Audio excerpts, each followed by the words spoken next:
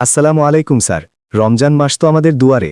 আমি ভাবছিলাম আমরা প্রতি বছর রোজা রাখি, কিন্তু আমাদের জীবন কি আসলেই বদলায়? এই দীর্ঘ এক মাসের উপবাসের প্রকৃত সার্থকতা আসলে কোথায়? ওয়ালাইকুম আসসালাম। বসো। খুব গভীর একটা বিষয় নিয়ে কথা তুললে। দেখো, রোজা মানে কেবল পেটের উপবাস নয়, এর নাম সওম, যার শাব্দিক অর্থ হচ্ছে বিরত থাকা। এখন প্রশ্ন হলো, কি থেকে বিরত থাকা? কেবল পানাহার থেকে?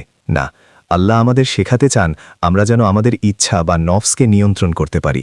ধরো, তোমার সামনে ঠান্ডা শরবত আছে, কেউ দেখছে না, তৃষ্ণায় তোমার বুক ফেটে যাচ্ছে, তবুও তুমি পান করছো না।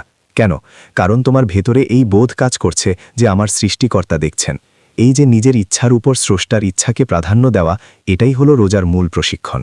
কিন্তু স্যার, অনেক সময় দেখা যায় মানুষ সারাদিন না খেয়ে থাকছে, আবার ইফতারের পর ঠিকই মিথ্যা কথা বলছে বা অন্যের গীবত করছে। তাদের রোজা কি কবুল হবে? রাসূল সাল্লাল্লাহু আলাইহি ওয়াসাল্লাম বলেছেন, যে ব্যক্তি মিথ্যা বলা এবং মিথ্যার উপর আমল করা ছাড়ল না, তার পানাহার ত্যাগ করায় আল্লাহর কোনো প্রয়োজন নেই। আসলে রোজা হলো একটা ঢাল। যুদ্ধের ময়দানে ঢাল যেমন তোমাকে রক্ষা করে, রোজা তেমনি তোমাকে পাপ থেকে রক্ষা করার কথা। কিন্তু তুমি যদি ঢালটা হাতে নিয়ে বসে থাকো আর শত্রুর সামনে বুক পেতে দাও, তবে তো ঢাল তোমাকে বাঁচাতে পারবে না। চোখ, কান, মুখ এবং মন সবকিছুর রোজা রাখতে হবে। চোখের রোজা হলো খারাপ কিছু না দেখা, কানের রোজা হলো মন্দ কথা না শোনা। স্যার, একটা বিষয় খেয়াল করেছেন, রমজান এলে আমাদের সমাজে ইফতারি নিয়ে এক ধরনের প্রতিযোগিতা শুরু হয়। দামি দামি খাবার, অপচয়, এগুলো কি রোজার চেতনার সাথে যায়? একদমই না। এটা রমজানের ঠিক উল্টো শিক্ষা। রমজান এসেছিল সংযম শেখাতে, বিলাসিতা নয়।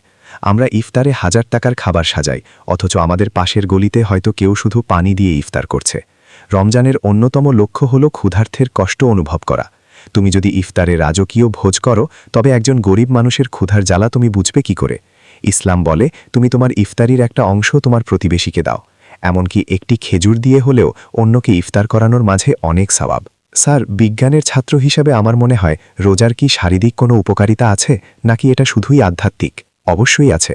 আধুনিক চিকিৎসা বিজ্ঞান এখন অটোফ্যাজি নিয়ে কথা বলছে, যার জন্য জাপানি এক বিজ্ঞানী নোবেল পুরস্কার পেয়েছেন। যখন মানুষ দীর্ঘ সময় না খেয়ে থাকে, তখন শরীরের ভেতরকার সুস্থ কোষগুলো অসুস্থ বা মৃত কোষগুলোকে খেয়ে ফেলে শরীরকে পরিষ্কার করে দেয়। এটা এক ধরনের ইন্টারনাল ক্লিনিং বা সার্ভিসিং। আল্লাহ আমাদের শরীরটাকে এমনভাবে বানিয়েছেন যে বছরে এক মাস এই বিশ্রাম আর পরিশুদ্ধি শরীরের অঙ্গপ্রত্যঙ্গগুলোকে নতুন জীবন দেয়। আচ্ছা স্যার, ছাত্র হিসেবে আমাদের জন্য এই মাসটা একটু কঠিন হয়ে যায়। পড়াশোনা, ক্লাস, পরীক্ষা সব মিলিয়ে ক্লান্ত লাগে। আমরা কিভাবে পড়াশোনা আর ইবাদতের ভারসাম্য রাখব? এটাই তো তোমার পরীক্ষা। মনে রাখবে, জ্ঞান অর্জন করাও কিন্তু ইবাদত। তুমি যদি নিয়ত করো যে আমি দেশ ও দশের সেবা করার জন্য পড়াশোনা করছি, তবে তোমার বই পড়াটাও সওয়াবের কাজ হবে। তবে রুটিনটা একটু বদলাতে হবে। সেহরির পর থেকে সকাল 10টা পর্যন্ত সময়টা খুব প্রোডাক্টিভ। তখন মাথা পরিষ্কার থাকে, ওই সময়টা কঠিন বিষয়গুলো পড়বে। দুপুরে একটু বিশ্রাম নেবে, আর ইফতারির পর তারাবিহ পড়ে আবার কিছুক্ষণ পড়তে পারো। মূল কথা হলো সময় অপচয় না করা। ফেসবুকে বা আড্ডায় সময় নষ্ট না করে সেই সময়টা কোরআন তেলাওয়াতে দাও। স্যার, রমজানের শেষ 10 দিন অর্থাৎ কদরের রাত নিয়ে যদি কিছু বলতেন। আমরা তো নির্দিষ্ট এক রাতে অর্থাৎ 27 তারিখে খুব ইবাদত করি, সেটা কি ঠিক? কদরের রাত হাজার মাসের চেয়েও উত্তম। তবে নবীজি সাল্লাল্লাহু আলাইহি ওয়াসাল্লাম আমাদের বলেছেন শেষ 10 দিনের বিজোড় রাতগুলোতে কদর খুঁজতে।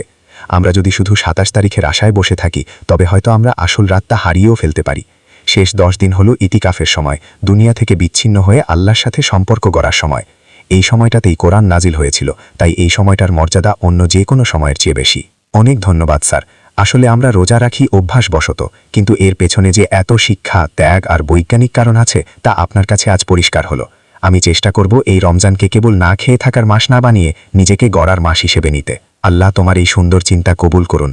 মনে রাখবে, রমজান শেষে আমরা যেন একজন নতুন মানুষ হিসেবে বের হতে পারি, সেটাই হলো বড় সাফল্য। রমজান শেষে যদি তোমার স্বভাব না বদলায়, তবে বুঝতে হবে তুমি কেবল উপবাসই করেছ, রোজা রাখতে পারোনি।